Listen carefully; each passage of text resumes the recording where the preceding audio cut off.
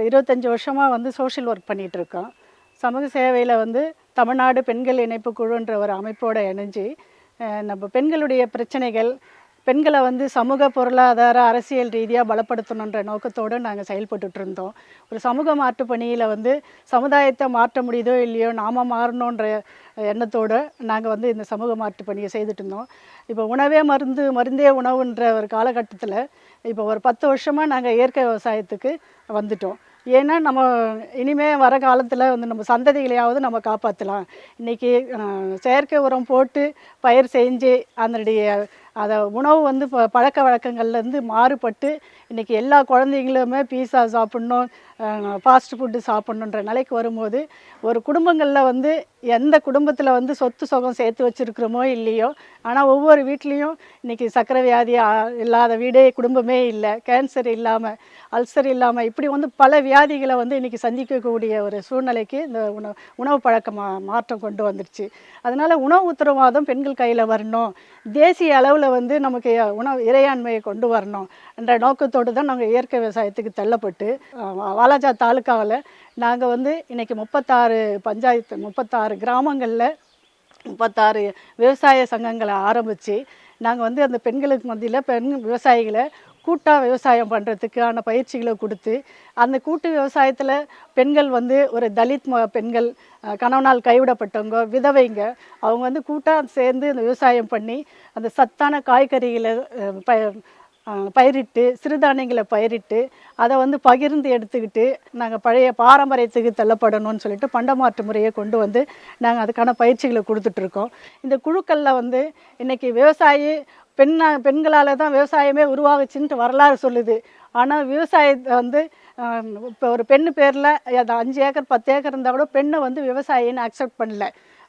ஒரு ஏக்கரை வச்சுருக்கிறாரு விவசாயின்னு, ஆண்களை மட்டும்தான் குறிப்பிட்டு விவசாயின்னு அவரை சொல்கிறாங்க. பெண்களுக்கு அங்கீகாரமே கிடையாது, விவசாயின்ற அங்கீகாரம் கிடையாது. ஆனால் நாங்கள் அந்த மத்திய அரசின் திட்டத்தில் பிஜிஎஸ் இந்தியாவில் இணைஞ்சு உறுப்பினராகி சிறுதானியம் பயிர் பண்ணுற இயற்கை வழி முறையில் வந்து சிறுதானியங்களை பயிர் பண்ணுற விவசாயிகளை மட்டும் 5 பேர் 6 பேர் 10 பேர் குழுக்களாக உருவாக்கி அந்த குழுக்களில் அவங்கள உறுப்பினராக்கி அப்போ தான் வந்து தான் இந்த மாவட்டத்தில் நாங்கள் 155 பேரை கடந்த வருஷம் வந்து நாங்கள் பிஜிஎஸ் இந்தியாவில் உறுப்பினராக ஆக்கியிருக்கிறோம். அப்போ தான் எங்களுக்கு பெண்களுக்கு அந்த விவசாயின்ற அங்கீகாரம் வந்தது. இந்த வேலூர் மாவட்டத்தில் ஆத்தரைஸ்டாக இருக்கிற திருமிகு புருஷோத்தமன் இயற்கை வேளாண் விஞ்ஞானி அவர் மூலமா வந்து அந்த உறுப்பினர் ஆக்கி பெண்களை வந்து அதில் பதிவு பண்ணதுக்கு நாங்கள் ரொம்ப பெருமைப்படுறோம். நல்ல சத்தான ஆரோக்கியமான காய்கறிகளை உற்பத்தி பண்ணணும், விளைவிக்கணும் அப்படின்னு சொல்லிட்டு நாங்கள் குழுவில் இருக்கிற பெண்களுக்கு வந்து பயிற்சி கொடுக்குறோம். ஆனால் இயற்கை உரங்களை தான் தயார் பண்ணுறோம். இப்போ எங்கள் தோட்டத்தில் பார்த்திங்கன்னா நாங்கள் எரு போட்டிருக்கிறோம், தழை சத்து தான் போடுறோம், பூச்சி விரட்டி பயன்படுத்துகிறோம், மீன் அமிலம் தயார் பண்ணி டானிக் கொடுக்குறோம் செடிகளுக்கு, நாங்கள் காய்கறி தோட்டத்துக்கு. அதே மாதிரி கனஜீவாமிரதெல்லாம் செஞ்சு தான் நாங்கள் வைக்கிறோம். இப்போ எங்கள் வீடு சுற்றி இந்த 15 சென்ட்டுக்குள்ளே இந்த 400 சதுரடியில் எங்கள் வீடு இருக்குது. எங்கள் வீடு சுற்றியும் 10 விதமான பழ வகைகள் பயிரிட்டிருக்கோம். தமிழ்நாடு பெண்கள் இணைப்பு குழு வாய்ப்பில் ஆந்திராவுக்கு டிடிஎஸில் இருக்கிற கேவிகேக்கு போயிட்டு அங்கே நாங்கள் இந்த கலப்பு விவசாயத்தை பார்த்துட்டு வந்து ஏன் நம்ம மண்ணுக்கு பண்ணக்கூடாது அப்படின்னு சொல்லிட்டு இந்த 15 சென்ட்டுக்குள்ளவே 10 வகையான பழ வகைகள், 20 வகையான காய்கறிகள், 30 வகையான கீரைகள் எல்லாமே போட்டு இதுலேருந்து எடுத்துருக்கோம். இப்போது இந்த மண்ணுக்கெல்லாம் வந்து பீட்ரூட் வராது, உருளைக்கிழங்கு வராது, கேரட் வராதுன்றாங்க, எல்லாமே போட்டிருக்கோம். இப்போ வாழை மரங்கள் நிறைய இருக்குது, தேக்கு இருக்குது, இலைகள்லாம் கொட்டி இருக்குது. அதெல்லாம் நாங்கள் வீணடிக்காமல் அது எல்லாமே ஒன்று சேர்த்து நமக்கு நுண்ணுயிர் கரைசலை வந்து புருஷோத்தம சார் மூலயமா எங்களுக்கு கிடச்சிருக்கு. அதை பயன்படுத்தி இன்றைக்கி கூட கொடுக்குறோம். வந்திருக்கிற விவசாயிகளுக்கு 100 லிட்டர் தண்ணியில் 1 கிலோ வெல்லத்தை கரைச்சி அதில் ஊற்றி அந்த மருந்து போட்டு அந்த நுண்ணுயிர் கரைசலை போட்டு அந்த விவசாயிகளுக்கெல்லாம் இப்போ நம்ம கொடுக்க போகிறோம். இப்படிப்பட்ட கரைசல்களை தான் நாங்கள் பயன்படுத்துகிறோம். நான் இப்போ எங்கேயாவது வெளியில் போகிறோன்னா 1 நாள் 2 நாள் இந்த பாட்டிலில் தண்ணி ஊற்றி அதை கமுத்தி வச்சுட்டு போனால் சொட்டு நீராக பாசுது. எங்களுக்கு வசதி இல்லை, பெரிய அளவில் விவசாயம் இல்லை, நிலங்கள் இல்லை. அதனால் வந்து நாங்கள் இப்படிப்பட்ட ஒரு மெத்தடை நாங்கள் பயன்படுத்திகிட்ருக்கோம். அப்புறம் கிராமங்களில் வந்து இந்த பிஜிஎஸ் இந்தியாவில் இருக்கிற குழுக்களுக்கு வந்து விவசாயிகளுக்கு பயிற்சியை கொடுத்து அந்த ஒவ்வொரு கிளஸ்டர்லேயும் நாங்கள் ஒவ்வொரு மாதமும் நாங்கள் சந்தித்து கூட்டம் போட்டு அவங்களுடைய ரெக்கார்டெல்லாம் மெயின்டைன் பண்ணி நாங்கள் அது இப்போ இந்த வருஷம் ரெனியூவல் பண்ணுற லெவலுக்கு நாங்கள் வந்திருக்கிறோம். இப்போது அவங்களுக்கு அந்த வயல்லலாம் பார்த்திங்கன்னா மண் லூஸ் ஆகிறதுக்காக அந்த பொட்டாசியம் மக்னீசியம் எதை போடணுன்னாங்க. இப்போ இந்த 2 வருஷமாக நம்மளோட வந்து ஈடுபட்ட பிறகு அதை கூட அவங்க போடுறதில்ல. இயற்கையாகவே மாறிட்டாங்க. இங்கே இந்த ஏரியாவில் நாங்கள் 50 விவசாயிகளை இப்போ ஒன்று சேர்த்து நாங்கள் ஒரு கிளஸ்டராக ஃபார்ம் பண்ணியிருக்கோம். அப்போ அந்த கிளஸ்டரில் இருக்கிற அந்த மில்லட் பயிரிடப்படுற விவசாயிகளை நாங்கள் ஒன்று சேர்த்து தான் வந்து அணைக்கட்டில் இருந்து கோடம்பாக்கம் வழியாக வரை ஒரு வேன் போகுது. அவர் இயற்கை விவசாயம் பண்ணக்கூடிய ஜெயகணேஷ் சார், அவங்களுடைய இதில் வந்து அந்தந்த இதுக்கு நேராக பைபாஸில் கொண்டு போய் வேனில் கொடுத்துட்றோம். எங்களுக்கு அது கோடம்பாக்கத்துக்கு போயிட்டு இயற்கையாக விளைஞ்ச பொருளை வந்து நகரங்களுக்கும் கொடுக்கறதுக்கும் நாங்கள் இப்போது முயற்சி எடுத்துகிட்ருக்கோம். எங்களுடைய எதிர்கால திட்டம் என்னென்னா, இப்போ எங்கள் பஞ்சாயத்தில் 420 ஹெக்டேர் புஞ்சை நிலம் மட்டும் இருக்குது. எல்லாமே இயற்கை. அதுக்காக புஞ்சை நிலத்துக்கெல்லாம் யாரும் போய் மருந்தெல்லாம் போட மாட்டோம். அந்த வானம் பார்த்த பூமி. அப்போ அந்த மழை வரும்போது சிறுதானியங்களை பயிர்படுவோம். அப்போது வீட்டுக்குள்ளே இருக்கிற எல்லாரும் கால்நடை வச்சுருக்காங்க. அந்த சாண எருவை தான் கொண்டு போய் போட்டு தான் அதன் மூலயமா தான் மில்லட், அந்த பயிர் வகைகள், அவரை, மொச்சை, காராமணி, தட்டைப்பயிர், பச்சைப்பயிறு, இது எல்லாமே வந்து இயற்கையாக தான் விளையக்கூடியது தான். ஒரு சிலர் மட்டும்தான் எங்கள் கிராமத்தை பார்த்தா பொறுத்த வரைக்கும் கரும்பு, நெல் போடுறவங்க, பணப்பயிறுங்க வைக்கிறவங்க மட்டும்தான் மருந்து யூஸ் பண்ணுறாங்க. மற்றவங்க எல்லாமே நாங்கள் மாற்றிட்டு வரோம். இப்போது இந்த 10 வருஷமாக எங்களுடைய இதுகளை கேட்டு ஒவ்வொருத்தராக வந்து இயற்கைக்கு வர்றதுக்கான வாய்ப்புகள் இருக்குது. நிறைய வந்து ஆண்கள் வந்து வெளியில் வேலை இல்லாததுனால வேலை தேடி வெளியில் போயிடுறாங்க. பெண்கள் அது முடிவெடுத்து அந்த தோட்டம் அமைக்கிறது, அந்த சிறுதானியங்களை பயிர் பண்ணுறது, அதில் ஊடு பயிர்களை போடுறது. இப்போ நான் இந்த கொஞ்சம் இந்த 10-15 சென்ட்லேயே இவ்வளோ இதுகளை உருவாக்கி இருக்கிறேன்னும் போது, அப்போ ஏக்கர் கணக்கில் வச்சுருக்கிற பெண்கள் அந்த காலத்தில் அந்த பாரம்பரியத்துக்கு போகணுன்றதுனால இப்போ கூட பாருங்கள், இந்த தோட்டத்தில் சோளம் இருக்குது, கேழ்வரகு இருக்குது, கம்பு இருக்குது. அப்படின்னா இது ஓரிலை தாவரம், ஈரிலை தாவரம் எல்லாமே ஒன்றா பயிர் பண்ணுறோம். அப்போ தான் அந்த மோனோகிராம் சத்து வந்து அந்த ஈரிலை தாவரத்துக்கு அந்த மொட்டுகளாக இருக்குது, அந்த சத்து வந்து உருவாகுது. இப்போது அந்த இயற்கையான எரு போட்டு தழை சத்தெல்லாம் போடுறதுனால, பூச்சி விரட்டிங்க அடிக்கிறதுனால மண்புழு எங்கள் தோட்டத்தில் தானாக உருவாகுது. இப்போ அந்த மண்புழு உரம், இப்போ எங்களுக்கு அந்த உரம் கிடச்சிச்சின்னா வச்சுருக்கோம். நாங்கள் மழை நீரை சேகரிச்சுக்கிறோன்னா எங்கள் வீட்டில், எங்கள் தோட்டத்தில், எங்களை சுற்றி இருக்கிற இந்த 15 சென்ட்டில் பெய்கிற மழை ஒரு துளி கூட வெளியே போகாமல் நான் சேகரித்து நான் தொட்டி கட்டி வச்சு அந்த தண்ணி தான் எங்கள் செடிக்கு நாங்கள் பயன்படுத்துகிறோம். அப்படி வந்து ஒவ்வொருத்தரும் நான் எங்கள் பெண்களை மாற்றணுன்றது தான் எங்களுடைய நோக்கமாக இருக்குது. நாங்கள் வந்து நாளடைவில் வந்து இந்த 420 ஏக்கரில் பண்ணுற இயற்கை விவசாயத்தை பணப்பயிரில் இருக்கிறவங்கள கூட நாங்கள் கொண்டு வரணும். அப்போ நம்ம சந்ததிகளை நம்ம காப்பாற்றணும். இது மட்டும் இல்லாமல் இன்றைக்கி அரசாங்கத்தில் கொடுக்குற திட்டங்கள் வந்து விவசாயிகளுக்கு போய் சேரணும். இந்த பசுமை புரட்சின்றாங்க, எஸ்ஆர்எம் அப்படி கொண்டு வந்தாங்க. அதனுடைய இதில் மானியத்துங்களை குறைச்சி விவசாயிகளுடைய இதை குறைச்சிட்டாங்க. அரசினுடைய கொள்கைகள், விவசாய கொள்கைகள் வரும்போது மற்ற எல்லா மாநிலங்களும் வந்து அதில் கையெழுத்திட்டுச்சு, ஓகே சொல்லிட்டாங்க. ஆனால் நம்ம தமிழ் மாநிலத்தில் மட்டும் இது வரைக்கும் அந்த இதுக்கு பதில் கொடுக்காமல் இருக்காங்க. இதை வந்து நாங்கள் ரத்த கையெழுத்து எழுதியிருக்கோம், போட்டு அனுப்பியிருக்கோம், பிரைம் மினிஸ்டருக்கு அனுப்பிச்சிருக்கோம். கிராம சபா கூட்டத்தில் தீர்மானம் போட்டு கொடுத்துருக்குறோம். எங்கள் கிராமத்தை சுற்றி இருக்கிற நீர்நில வளங்கள் வந்து வெளியில் போகக்கூடாதுன்றதை நாங்கள் ஒரே முனைப்பாக இருக்கிறோம். விவசாயிகளோடு சந்தித்து நாங்கள் பேசிகிட்ருக்கோம். கிராம சபைகளில் தீர்மானங்களை கொண்டு வரோம். ஆனால் இப்போ வந்து இந்த விவசாயத்துக்கு தள்ளப்படுறது அப்படின்னும் போது, இயற்கை விவசாயம் பண்ணும்போது செலவு குறையுது. அது இல்லாத மகசூல் கூட்டுறதுக்கு 2 வருஷம் 3 வருஷம் தொடர்ந்து பண்ணணும். நம்ம அதை தொட்டுட்டோம்னாலே நம்ம பாரம்பரியத்துக்கு வந்துட்டோன்ற ஒரு திருப்தி எல்லாருக்கும் இருக்கும். அதை தான் நாங்கள் எதிர்பார்த்துட்ருக்கோம். இப்போ எல்லா கிராமங்களிலும் இப்படி இந்த விதமான பயிற்சிகளை வந்து கொடுத்து தான் அவங்கள மேம்படுத்திக்கிட்டு வந்துட்டுருக்கோம். உணவு அடிப்படையில் சிறுதானியங்களை சாப்பிட்ணும், அது வந்து சத்தானது. அதே மாதிரி வீட்டு தோட்டம் போட்டு காய்கறிகளை கொண்டு வரணும். அது இல்லாமல் நாங்கள் மானாவாரி பயிர் பண்ணுறதுக்கு இப்போ அரசாங்கத்தில் ஒரு திட்டம் கொண்டு வந்திருக்காங்க. ஒரு ஹெக்டேருக்கு 3500 ரூபாய் உழவுக்காக கொடுக்குறாங்க. ஒரு 30 பேருக்கு நாங்கள் எங்கள் கிராமங்களில் இருக்கிற சிறு குறு விவசாயிகளுக்கு ஒரு ஹெக்டேருக்கு 3500 ரூபாய் மானியம் கிடைக்கணும், உழவுக்காக கொடுக்குறாங்க. அந்த திட்டத்தில் அவங்களுடைய சிட்டா, ஃபோட்டோ, அந்த ஆதார் கார்டெல்லாம் இது பண்ணி அவங்ககிட்ட கொடுத்துருக்கோம். அதை வந்து உதவி செய்கிற மிஸ்டர் செல்வகுமார் சார், ஏஏஓ, அவருக்கும் நாங்கள் நன்றி சொல்ல கடமைப்பட்டிருக்கோம். சார், உணவு வகையில் அப்படி காய்கறிகளில் சத்தான காய்கறிகள் இருக்கணும். அது மட்டும் இல்லாமல் நம்ம குடிக்கிற தண்ணியும் நேச்சுரலாக இருக்கணும். அப்படின்னு பாரம்பரியத்துக்கு வரணும்னு சொல்லிட்டு நாங்கள் நேச்சுரலாக ஆர்ஓ வாட்டர் போட்டு யாரும் குடிக்கலைங்க சார். நாங்கள் வந்து வேர்ல்டு ஹெல்த் சென்டரில் இருந்து எங்களுக்கு பயிற்சி கொடுத்துருக்காங்க. நாங்கள் வாட்டர் ஃபில்டர் வந்து பண்ணிகிட்ருக்கோம், பயோ சாண்ட் வாட்டர் ஃபில்டர், உயிரி நீர் வடிகட்டி. அந்த பயிற்சி எங்களுக்கு கிடச்சிருக்கு. அதில் எங்களுக்கு தமிழ்நாட்டில் 40 பேருக்கு கிடச்சிது. அதில் 17 பேர் இப்போ சிறப்பாக பண்ணிகிட்ருக்கோம். நான் இப்போவும் 10 ஃபில்டர் இங்கே செஞ்சு வச்சுருக்கோம். நான் சென்னை கலெக்டர் இருக்காருங்க, வாட்டர் ஷெட் எக்ஸிக்யூட்டிவ் டைரக்டருங்க சார், அவருக்கு நாங்கள் இப்போ ஒரு ஃபில்டர் கொடுத்துருக்கோம். அது வந்து இப்போ டெமோவில் குடிச்சிட்ருக்கோம். இப்போ நாங்கள் கொடுத்து கேவிகேயில் யூனிவர்சிட்டியில் அந்த தண்ணியோட தன்மையை டெஸ்ட் பண்ணி அது நல்லா இருக்குதுன்னு பிறகு தான் நாங்கள் அந்த ஃபில்டரை வந்து கொடுக்க ஆரம்பிச்சிருக்கோம். குடிக்கிற தண்ணியும் நேச்சுரலாக இருக்கணும்.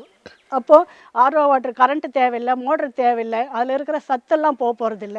கால்சியம் டாக்டர்கிட்ட போனால் உங்களுக்கு கால்சியம் சத்து இல்லை, புரத சத்து இல்லை, மக்னீசியம் சத்து இல்லை, எனக்கு இடுப்பு வலிக்குதுன்னா இதுதான் பிரச்சனைகளாக சொல்கிறாங்க. அப்போது அந்த சத்தான தண்ணியை குடிக்கணும், நேச்சுரலான தண்ணியை குடிக்கணும்னு அந்த ஃபில்டரை வந்து நாங்கள் இவங்க பண்ணி கொடுத்துட்ருக்கோம் சார் எல்லாருக்கும். எங்களுக்கு பணம் சம்பாதிக்கிறது ஒரு நோக்கம் இல்லை, நம்மளுக்கு விழிப்புணர்வு கொடுக்கணும், நம்ம பாரம்பரியத்துக்கு வரணும், குடிக்கிற தண்ணி கூட நேச்சுரலாக இருக்கணும், நம்ம சாப்பிட்ற சாப்பாடு சத்தானதாக இருக்கணும், இயற்கையான உணவாக இருக்கட்டும்.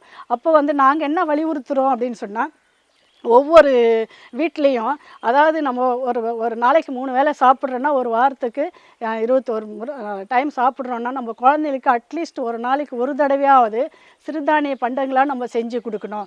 நம்ம குழந்தைங்க கண்டதெல்லாம் வந்து இட்லி, தோசை, ஆப்பம் இப்படி தான் வந்து அந்த அரிசி உணவுகளே தான் நம்ம சாப்பிட்டுட்ருக்கோம்.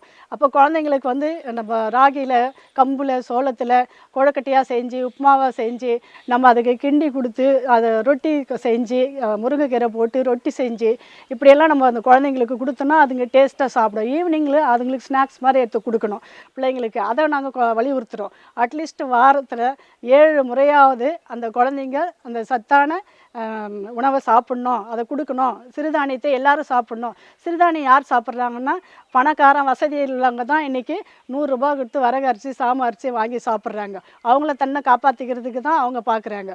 ஆனால் நம்ம கிராமத்தில் நம்ம குழந்தைங்கள்லாம் தட்டே மறந்து போச்சு. அந்த சாப்பாடு இந்த உணவுகளை தான் நம்ம பார்க்குறோம். பட் இப்படி வந்து நம்ம குழந்தைங்கள கட்டாயம் இந்த டிவி மூலயமா இந்த செய்தியை பார்க்குற ஒவ்வொரு குடும்பங்கள்லேயும் குழந்தைங்களுக்கு இந்த சத்தான உணவு கொடுக்கணும்னு சொல்லிட்டு நாங்கள் கேட்டுக்கிறோம். அந்த சிறுதானிய உணவுகளை வந்து கொடுக்கணும், சிறுதானிய பண்டங்களை செஞ்சு கொடுக்கணும். சார், இளைச்சவன் எள்ளு அரைச்சான், கொழுத்தவன் கொள்ளு அரைச்சான்னு பழமொழி கேட்டிருக்கோம். நாங்கள்லாம் சிரிப்போம். அதோட அருமையெல்லாம் இப்போ எங்களுக்கு தெரிஞ்சு சார் இந்த இயற்கை விவசாயத்துக்கு வந்த பிறகு. இப்போ கூட இதில் இருக்கிற கொள்ளெல்லாம் எடுத்து வச்சுருக்கேன் நான். அந்த கொள்ளு, எள்ளோட இலைகள்லாம் விழுந்ததுன்னா அந்த மண் வந்து சாப்பிட்டு அந்த மண்புழுவை அந்த தேவையான நன்மை செய்யும் பூச்சிகளெல்லாம் வந்து உருவாக்குது. அப்போது அந்த கொள்ளு இப்போ வந்து கொலஸ்ட்ரால் இருக்குதுன்னு சொல்லிட்டு அதை வேக வச்சு குடின்றாங்க. அந்த நாளில் பாரம்பரியமாக நம்ம தாத்தா, பாட்டி, அம்மாலாம் எங்களுக்கு என்ன செய்வாங்க, கொள்ளை வேக வச்சு அந்த ரசத்தை சாப்பிட சொல்லி கொடுப்பாங்க. அந்த கொள்ளை தாளிச்சிட்டு நமக்கு கொடுப்பாங்க, சாப்பிடுவோம். இப்போ நம்ம அது கொடுக்குறதே இல்லை. வரும்போதே குழந்தைங்களுக்கு என்ன சிக்கன் இது போட்டு தருவோமா, இல்லை பீஸா வாங்கியிருக்கிற சாப்பிடு, இப்படி தான் நம்ம கொண்டு போகிறோம். இல்லை பப்ஸ் வாங்கிட்டு வந்திருக்கோம், குழந்தைங்களுக்கு ஈவினிங் ஸ்நாக்ஸ் கொடுக்குறோம். இப்போ அதெல்லாம் கொஞ்சம் மறந்து இந்த பாரம்பரியத்துக்கு வரணும், இப்படிப்பட்ட உணவுகளை குழந்தைங்களுக்கு கொடுத்து அவங்கள காப்பாற்றணும்னு கேட்குறேன் சார். குடும்ப அளவில் வர அந்த மருத்துவ செலவுகளை வந்து குறைக்கணும். இன்றைக்கி மருந்தே உணவு, உணவே மருந்துன்ற இதை நம்ம கொண்டு வரக்கூடாது, அதை வந்து குறைக்கணும் அப்படின்றத நாங்கள் கேட்டுக்கிறோம். இப்போ வந்து எல்லாருமே இந்த உணவு வகைகளுக்கு வரணும், சிறுதானியம் சாப்பிட்றதுக்கு வரணும், இயற்கை விவசாயத்துக்கு வரணுன்றது தான் சார் எங்களுடைய வேண்டுகோள். எங்களுக்கு வந்து நோக்கம் இருக்குதுங்க சார். நாங்கள் ஆரம்பிச்சிருக்கிற குழுக்களில் எல்லா குடும்பங்கள்லையும் சிறுதானியம் சாப்பிட்ணும், எல்லா குடும்பங்களையும் இயற்கை விவசாயத்துக்கு வரணும். ஒவ்வொரு மாதமும் மாவட்ட ஆட்சியர் அலுவலகத்தில் வந்து விவசாயிகளுடைய குறை தீர்ப்பு நாள் நடக்குதுங்க சார். அதில் நானும் எங்கள் தலைவிகளும் போயிட்டு கலந்துப்போம். அங்கே வந்து குறை தீர்க்கிறதுக்கு நாங்கள் லிஸ்ட்டு கொடுத்துட்டு வெயிட் பண்ணி கிடப்போம் சார். எங்களை வந்து சில மாதங்களில் வந்து கூப்பிடவே மாட்டாங்க. பெரிய பெரிய விவசாய தலைவர்கள் மட்டும் வந்து என்ன பேசுகிறாங்களோ அவங்களுக்கு மட்டும் பதில் கொடுத்துட்டு இருப்பாங்க. ஆனால் நாங்கள் இப்படி அவங்ககிட்ட ஃபைட் பண்ணி தான் அந்த மைக்கை வாங்கி கூட நாங்கள் பேச வேண்டிய ஒரு காலகட்டம் வந்துடுது. அப்போ நம்ம கேட்கும் போது தான் உண்மையாலே பெண்கள் வந்து இந்த அளவுக்கு செய்கிறாங்களான்றது வந்து ஆட்சியர் கூட யோசித்து எங்களுக்கு அந்த வாய்ப்புகளை கொடுக்குறாங்க. சார், நாங்கள் என்ன டிமாண்ட் பண்ணுறோம் அங்கே அப்படின்னு சொன்னால், இந்த நிலமற்ற விவசாயிகள், தலித் பெண்களாக இருக்கிறாங்க, கணவனால் கைவிடப்பட்டவங்க, விதவைங்க, அவங்களுக்கு வந்து நிலமற்றவங்க இருக்கிறோம். அவங்களுக்கு வந்து அரசாங்கத்தில் கொடுக்குற இலவசமாக கொடுக்குற அந்த 2 ஏக்கர் நிலத்தை கொடுத்தா நாங்கள் அதில் கூட்டாக பயிர் வைப்போம். கூட்டாக பயிர் வச்சு அதில் நாங்கள் பிழைப்பு நடத்துவோம்னு சொல்லிட்டு நாங்கள் கேட்டுட்ருக்கோம் சார். ஆனால் பெரிய பெரிய விவசாயிங்க அங்கே பக்கத்தில் இருக்கிற அந்த புறம்போக்கு நிலங்களை வந்து பெரிய பெரிய விவசாயிகள் தான் வந்து ஆக்கிரமிப்பு பண்ணிகிட்டு இருக்காங்க.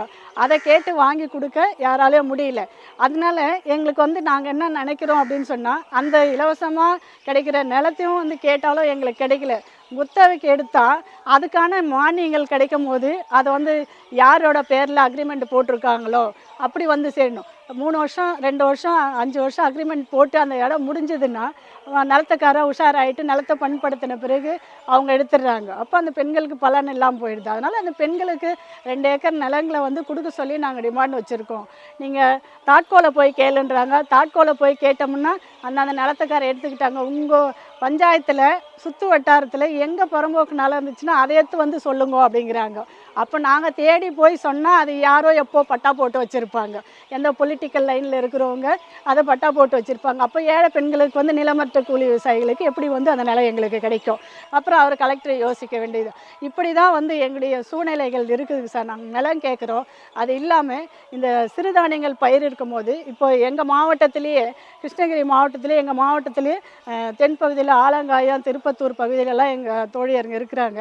அவங்க வந்து நிறைய வரகு, சாமை எல்லாம் பயிர்படுறாங்க. இப்போ அதெல்லாம் உடைக்கிறதுக்கு எங்களுக்கு மிஷின் வேணும்னு கேட்குறோம். அதை வந்து வாங்குகிறோம் அப்படின்னு சொன்னால் அதனுடைய ஃபார்மாலிட்டிஸ் எல்லாம் தெரியும் சார் எல்லாருக்குமே. அந்த ஃபார்மாலிட்டிஸ்குள்ளே நாங்கள் வர முடியாத ஒரு சூழ்நிலையில் ஆகிருக்கும். யார்கிட்டையும் போய் அது முடங்கி கிடக்குதுங்க சார். அது பலன் இல்லாமல் போயிடுது. பெண்கள் வந்து முன்னேற்றத்தை எப்படி சார் காட்ட முடியும்? அது பெண்ணடிமை, அதாவது பெண்களுடைய பிரச்சனை என்னன்னு சொன்னால், அதாவது பெண்ணடிமை தீராமல் வந்து மண்ணடிமை தீராதுன்னு சொல்லிட்டு பெண்களுக்கு அது வந்து அந்த மண் வேணும் சார். அதாவது நாங்கள் பெண்கள் இணைப்பு குழுவில் கூட நாங்கள் என்ன முடிவு எடுத்திருக்கோம், நாங்கள் வருஷம் தென் மாவட்டம், வட மாவட்டம்னு சொல்லிட்டு மாநாடுகள் மூலம் பெண்களை இயற்கை விவசாயம் செய்கிற பெண்களை வந்து நாங்கள் ஆர்கனைஸ் பண்ணி ஒருங்கிணைச்சு வந்து அவங்களுக்கு பயிற்சி கொடுக்குறோம் சார். இப்போ அரசாங்க அதிகாரிகளை கூப்பிட்டு இப்போ அந்த இயற்கை விவசாயத்தில் ஈடுபட்டிருக்கிற புருஷோத்தம சார் மாதிரி ஆட்களெல்லாம் கூப்பிட்டு நாங்கள் அவங்களுக்கு அறிவுரை கொடுக்குறோம், நாங்கள் பயிற்சி கொடுக்குறோம். அப்போ நாங்கள் என்ன உறுதிமொழி எடுக்கிறோம், தீர்மானம் எடுக்கிறோம், அந்த மாநாடுகளில் அந்த மாவட்ட அளவில் இருக்கிற கலந்தாய்வுகளில் என்ன தீர்மானம் எடுக்கிறோம், அரசுக்கு கொடுக்குறோம் அப்படின்னு சொன்னால், 84ல் ஆரம்பித்த இந்த அமைப்பானது இன்றைக்கி 1.5 லட்சம் பேர் தமிழ்நாடு அளவில் உறுப்பினர்கள் ஆக்கி வளர்ந்து நாங்கள் நிற்கிறோம் சார். ஆலமரமாக தழைச்சி இருக்கிறோம். ஆனால் நாங்கள் முடிவு என்ன எடுத்துருக்குறோன்னா, ஒவ்வொரு பெண்களும் ஒவ்வொரு உறுப்பினரும் குறைஞ்சது 2 சென்ட் 3 சென்ட் நிலமாவது நம்மக்கிட்ட இருக்கணும். அதில் வந்து இப்படி சத்தான பொருட்களை வந்து நம்ம உற்பத்தி பண்ணணும் அப்படின்னு நாங்கள் முடிவு எடுத்துருக்கோம் சார். குழந்தைகள் பஞ்சாயத்து வச்சுருக்கோம். குழந்தைகள் பஞ்சாயத்து கூட இந்த வீட்டு தோட்டங்களை அமைக்கிறாங்க. அவங்க சத்தான காய்கறிகளை ரொம்ப ஆர்வமாக பண்ணிகிட்ருக்காங்க. இந்த குழந்தைங்களுடைய பிறந்த நாள் கொண்டாடுறதில்ல சார், கேக் கட் பண்ணுறதில்ல சார். அவங்க வந்து ஒரு செடி வாங்கி ஒரு மரம் நடணும் சார்.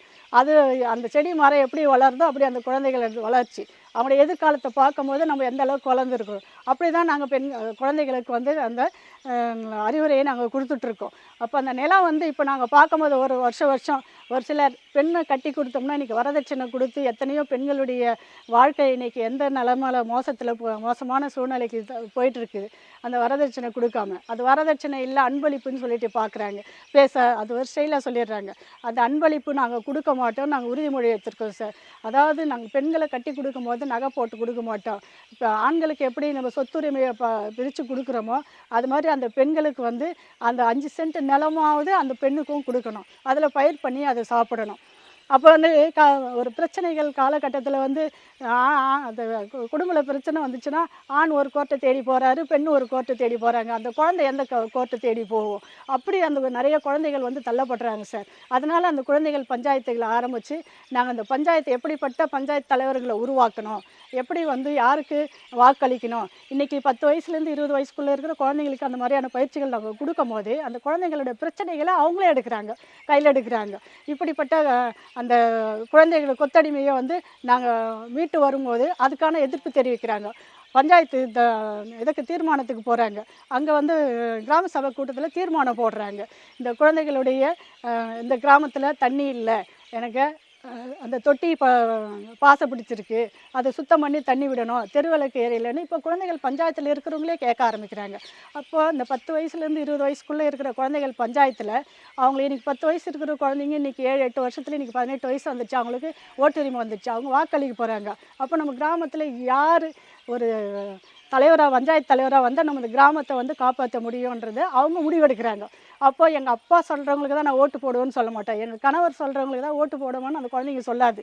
அப்போ என் கட்சிக்காரனுக்கு ஓட்டு போடுறேன்னு சொல்லாது. தானாக அவங்க சிந்திக்கக்கூடிய அவங்க அந்த திறமைக்கு வந்துடுவாங்க. அதனால தான் சார் அந்த குழந்தைங்களுக்கும் நாங்கள் அந்த குழந்தைகள் பஞ்சாயத்தை உருவாக்கி அப்படிப்பட்ட பயிற்சிகளை கொடுத்துட்டு வந்துட்டுருக்கோம் சார். அவங்க சிந்திக்கணும், இப்போ இருந்தே அவங்க சிந்திக்கிட்டு வரணும். அவங்க விடுமுறை நாட்களில் தான் நாங்கள் அவங்களை கூட்டம் போட வைப்போம், அதுக்கான பயிற்சிகளை கொடுப்போம். குழந்தைகள் சங்கத்துலேயும் அவங்களும் வந்து வரதட்சணை வாங்க மாட்டோம், கொடுக்க மாட்டோம், ஏன்னா கல்யாணம் பண்ணிக்கிறவங்க வரவங்க யாராக இருந்தாலும் வரதட்சணை கொடுத்து நாங்கள் கல்யாணம் பண்ணிக்க மாட்டோம், நாங்கள் வேணான்னு தடுத்த குழந்தைங்களை எங்களால் காட்ட முடியும். அப்படிப்பட்ட ஒரு முடிவுகளை வந்து அந்த குழந்தைகள் பஞ்சாயத்தில் எடுக்கிறாங்க சார். அப்போ நாங்கள் செய்கிற ஒவ்வொரு செயலும் வந்து அது வந்து ரீச் ஆகணும். நாங்கள் எதிர்காலத்தில் நாங்கள் எதிர்பார்க்குறதெல்லாம் வந்து இந்த விவசாயத்துக்கு தள்ளப்படணும், குழந்தைகள் நல்ல ஒரு எதிர்காலத்தை உருவாக்கணும் அப்படின்ற மாதிரி நாங்கள் எதிர்பார்த்துட்ருக்கோம் சார். மக்கள் டிவி மூலயமா எங்களுக்கு இப்படிப்பட்ட விஷயங்களை உலக அளவில் தெரியப்படுறதுக்கு நாங்கள் மக்கள் டிவிக்கு நாங்கள் மீண்டும் ஒரு முறை நாங்கள் நன்றி சொல்லிக்கிறோம், நாங்கள் வரவேற்கிறோம் உங்களை. இப்போ வந்து இப்படிப்பட்ட சமுதாயத்தில் பெண்களுடைய பிரச்சனைகள் அப்படி இல்லாமல் இந்த ஜனநாயகத்தில் ஒரு பெண்களும் குழுக்களாக இருந்துட்டு லோன் வாங்கிறதுக்கு மட்டும் நம்ம குழுவாக சேரக்கூடாது. நம்ம சமுதாயத்தை மாற்றணும் அப்படின்னு சொன்னால் நம்ம மாறணும். நம்ம அதுக்கு வந்து நம்ம முதல் வந்து விதை போடுறவங்களா இருக்கணும். அதாவது சொல்லியிருக்காங்க, போராளிகள் வந்து புதைக்கப்படுறதில்லை, விதைக்கப்படுகிறாங்களேன்னு சொல்லிட்டு. நம்ம சொல்கிற அத்தனை விஷயமும் இன்றைக்கி விதைச்சிருக்கிறோம். இந்த விதையை வந்து அது எப்படி முளைச்சி வருது, எப்படி கலைக்குது, ஹீல்டு எப்படி கொடுக்குது, அப்படி எப்படி நம்ம பயன்படுத்த போகிறோம். அப்போ அந்த ஜனநாயகம் வந்து செய்யணும் அப்படின்னு சொன்னால் எல்லா பெண்களும் மகளிரும் வந்து இதை சிந்திக்கணும். நான் இப்போ குறிப்பாக வந்து பெண்கள் வந்து குழந்தைகள் படிக்கும் போதே வந்து நிறைய பிரச்சனைகளை சந்திக்கிறதுனால அந்த பிரச்சனைகள் வன்முறை குறையணும். ஏன்னா நான் சொல்ல வரேன்னா, அதாவது நகரத்தில் ஏதாவது பெண்களுக்கு வன்முறைன்னு சொன்னால் அதை அரசியலாக்கிடுறாங்க.